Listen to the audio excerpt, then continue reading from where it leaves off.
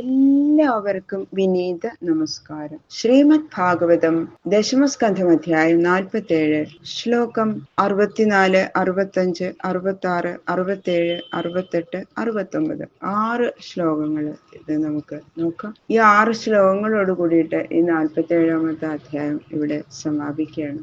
അങ്ങനെ കുറെ കാലം വ്രജത്തിൽ താമസിച്ചതിന് ശേഷം ഉദ്ധവൻ അവിടുന്ന് പുറപ്പെടുകയാണ് മധുരാപുരയിലേക്ക്. കൃഷ്ണായ വാസുദേവായ ഹരയേ പരമാത്മനെ പ്രണതക്ലേശനാശായ ഗോവിന്ദായ നമോ നമഃ.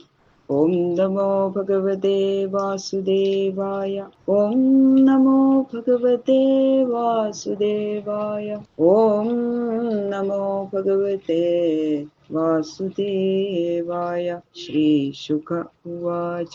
അഥ ഗോപീരനുജ്ഞാപ്യ യശോദാം നന്ദമേവ ച ഗോപാനാമന്ത്രദാശാർഹോ യാസ്യൻ ആരുരുഹേരഥം. ഇങ്ങനെ കുറെ കാലം വ്രജത്തില് താമസിച്ചും ഗോപികളുടെ വിരഹ ദുഃഖത്തെ ശമിപ്പിച്ചും അവരുടെ ഭക്തിമാഹാത്മ്യം കണ്ട് ആനന്ദിച്ചും കുറെ കാലം താമസിച്ചു ഉദ്ധവൻ. അങ്ങനെ ഒരു ദിവസം മധുരാപുരിക്ക് പോവാൻ ഒരുങ്ങുകയാണ് ഉദ്ധവൻ. അപ്പൊ ഗോപസ്ത്രീകളോടും നന്ദഗോപരോടും യശോദയോടും മറ്റുള്ള ഗോപന്മാരോടും ഒക്കെ ഞാൻ പോട്ടെ, ഇനിയിപ്പോ കുറെ കാലമായില്ലേ ഇവിടെ താമസിക്കുന്നു. അങ്ങനെ അവരോടൊക്കെ അനുജ്ഞ വാങ്ങി യാത്ര പറഞ്ഞുകൊണ്ട് തേരിൽ കയറുന്നു. എല്ലാവർക്കും വളരെ ദുഃഖമായി.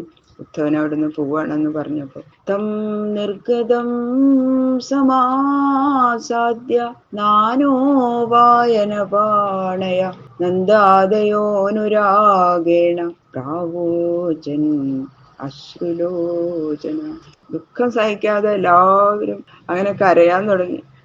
ഓരോരുത്തരുടെ കണ്ണുനിന്നിങ്ങനെ കണ്ണുനീരിങ്ങനെ ഒലിക്കാൻ തുടങ്ങി. അങ്ങനെ തേര് കയറാനായിട്ട് ആ ഗോപുരദ്വാരത്തിൽ നിന്ന് പുറത്തേക്ക് ഉദ്ധവൻ നടന്നു. നന്ദഗോപുരെ, യശോദ, ഗോപികള്, മറ്റു ഗോപന്മാര് ഇവരെല്ലാവരും സംഘം ചേർന്ന് ഓരോ കാഴ്ചദ്രവ്യങ്ങള് ഉദ്ധവനായിട്ട് തേരിൽ കൊണ്ടുവയ്ക്കുകയാണ്. ഇത് കൃഷ്ണന് കൊടുക്കൂട്ടോ എന്ന് പറഞ്ഞ് നന്ദഗോപുര് കുറെ സാധനങ്ങൾ കൊടുത്തു. വിശേഷമായിട്ടുള്ള രത്നങ്ങള്, കൂട്ടുകാരുണ്ടല്ലോ ഭഗവാന്റെ ഇഷ്ടഗോപന്മാര്, അവര് ഓരോന്നൊക്കെ കൊണ്ടു കൊടുത്തു. ഭഗവാന് ഇഷ്ടമുള്ളത് എന്തൊക്കെയാന്ന് അവർക്ക് അറിയാലോ. അല്ല ഓരോന്നും കൊണ്ടു കൊടുക്കണം. ഉദ്ധവനുള്ളതും ഇത് കൃഷ്ണനെ, ഇത് ഉദ്ധവനട്ടോ എന്നൊക്കെ പറഞ്ഞിട്ടാ കൊടുക്കണം. ബ്രജേശ്വരിയായ യശോദ അമൃതത്തെക്കാൾ അധികം സ്വാദുള്ള കൊഴുക്കട്ട ഉണ്ടാക്കി കൊടുത്തു. പലഹാരം അങ്ങനെയുള്ള മുതലായിട്ടുള്ള പലഹാരം, കൃഷ്ണന് ഏറ്റവും ഇഷ്ടമായിട്ടുള്ള പലഹാരങ്ങള് അതൊക്കെ ഉണ്ടാക്കി കൊടുത്തു. അങ്ങനെ ഗോപസ്ത്രീകളും അതെ, അവർക്ക് കൃഷ്ണനെ പറ്റി ഓർക്കുമ്പോൾ ഓരോരോ സാധനങ്ങളുണ്ട്, ചൂടാരത്നം മുതലായിട്ടുള്ള അതൊക്കെ. അത് കാണുമ്പോൾ കൃഷ്ണൻ നമ്മളെ ഓർക്കണം എന്നുള്ളതില് ഓരോന്നായിട്ട് ഇത് കൊടുക്കൂട്ടോ, ഇത് ഞാൻ തന്നതാന്ന് പറയണം എന്നൊക്കെ പറഞ്ഞിട്ട് കൊടുക്കുകയാണ്. ഉദ്ധവന്റെ കയ്യിൽ കൊടുത്തേക്കുക.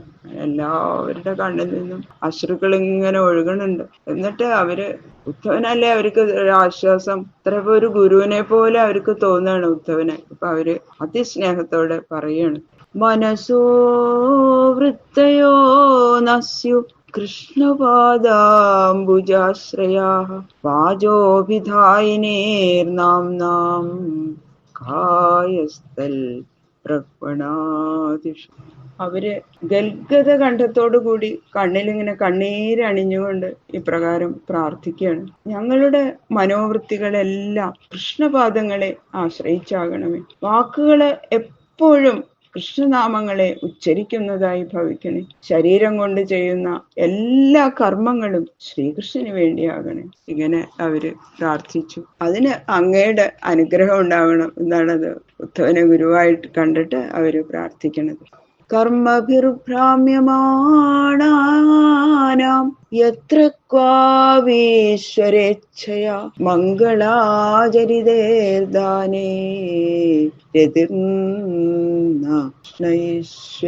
ഞങ്ങള് ഇതേവരെ ചെയ്തതും ഇനി ചെയ്യാനിരിക്കുന്നതുമായ ആ പുണ്യകർമ്മങ്ങളുടെ താരതമ്യം അനുസരിച്ച് ഫലദാതാവായ ഈശ്വരന്റെ ഇച്ഛാനുസരണം ഏതേത് ജന്മങ്ങളിൽ ഞങ്ങൾ ജനിച്ചാലും, ഏതേത് യോനികളിൽ ഞങ്ങൾക്ക് ജനിക്കേണ്ടി വന്നാലും, അതത് ജന്മങ്ങളിലെല്ലാം ഞങ്ങൾ ചെയ്യുന്ന ദാനധർമാദി പുണ്യകർമ്മങ്ങളുടെ ഫലം സർവേശ്വരനായ ശ്രീകൃഷ്ണനിൽ അതീവ ഭക്തിയെ ഞങ്ങൾക്കുണ്ടാക്കി തീർക്കുന്നതായി വരണേ. അതിനു വേണ്ടിയിട്ട് അങ്ങ് ഞങ്ങളെ അനുഗ്രഹിക്കണം എന്നാണ് അവർ പ്രാർത്ഥിച്ചത്. ഏവം സഭാജിതോ ഗോപൈ കൃഷ്ണഭക്തിയാ നരാധിപ ഉദ്ധവ പുനരാഗച്ഛൽ മധുരാം കൃഷ്ണപാലിതാം. ശ്രീ ശുഖബ്രഹ്മർഷി പറഞ്ഞു, ഹേ രാജാവേ, ശ്രീകൃഷ്ണ ഭക്തന്മാരായ ഗോപന്മാര് ഇങ്ങനെ ബഹുവിധ കാഴ്ചദ്രവ്യങ്ങൾ കൊടുത്തും തങ്ങളെ അനുഗ്രഹിക്കണമെന്ന് ഭക്തിപൂർവം പ്രാർത്ഥിച്ചുകൊണ്ടും ഉദ്ധവനെ വേണ്ടതുപോലെ മാനിച്ച് പൂജിച്ച് അയച്ചു. അങ്ങനെ മധുരാപുരിയിലേക്ക് തന്നെ ഉദ്ധവൻ മടങ്ങിപ്പോവുകയും ചെയ്തു. ഉദ്ധവ പുനരാഗച്ഛൻ മധുരാം കൃഷ്ണപാലിതാം. ഭഗവാൻ പറഞ്ഞയച്ച ആ കാര്യങ്ങളെല്ലാം വേണ്ട പോലെ ഉദ്ധവൻ നിർവഹിച്ചു അല്ലേ. അപ്പൊ പിന്നെ വീണ്ടും സ്വാമിയുടെ അടുത്തേക്ക് തന്നെ പോണല്ലോ, ഭഗവാന്റെ സന്നിധാനത്തിൽ തന്നെ. അതല്ലേ കടമ ഭൃത്യന്റെ. അതുകൊണ്ട് ശ്രീകൃഷ്ണ ഭഗവാൻ പാലിച്ചു കൊണ്ടിരിക്കുന്ന മധുരാപുരിക്ക് തന്നെ ഉദ്ധവൻ മടങ്ങിപ്പോവുകയും ചെയ്തു. കൃഷ്ണായ പ്രണിപത്യാഹ ഭക്തിദ്രേകം വ്രജൗകസാം വാസുദേവായ രാമായ രാജ്ഞേ ചോവായനാന്യതാൽ. മധുരയിൽ വന്ന ഉടനെ ശ്രീകൃഷ്ണ ഭഗവാനെ നമസ്കരിച്ചു. വസുദേവൻ, ദേവകി, ഉഗ്രസേന മുതലായവരെയും വേണ്ട പോലെ ബഹുമാനിച്ചു. വ്രജത്തിൽ വസിക്കുന്ന നന്ദഗോപരെ, യശോദ, ഗോപികള്, ഗോപമാര് മുതലായവർക്ക് ശ്രീകൃഷ്ണനെ കുറിച്ചുള്ള ആ പരമ പ്രേമാതിശയത്തെ ഉദ്ധരിച്ചങ്ങനെ പറഞ്ഞു കൊടുക്കുകയാണ് ഉദ്ധവൻ. എന്തൊരു അത്ഭുതം അവരുടെ ഭക്തി. പിന്നെ അവര് ഓരോരുത്തർക്ക് കൊടുക്കാൻ ഏൽപ്പിച്ചിട്ടുള്ള കാഴ്ചദ്രവ്യങ്ങള് ശ്രീകൃഷ്ണൻ, ബലരാമൻ, ഉഗ്രസേനൻ, വസുദേവര്, ദേവകി മുതലായവർക്കെല്ലാം ആദരത്തോടെ നൽകി ഉദ്ധവൻ. ഇത് ശ്രീമദ്ഭാഗവതേ മഹാപുരാണേ പാരമഹംസ്യാം സംഹിതായാം ദശമസ്കന്ധേ പൂർവാർത്ഥേ ഉദ്ധവ പ്രതിയാനെ സപ്തചത്വാരിംശോധ്യായ. സർവത്ര ഗോവിന്ദനാമ സങ്കീർത്തനം.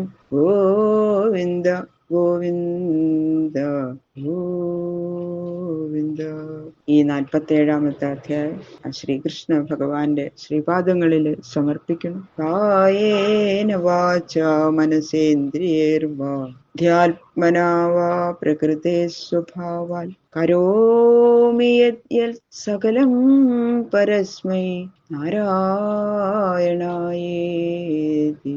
സമർപ്പയാമി. സർവം ശ്രീകൃഷ്ണാർപ്പണമസ്തു.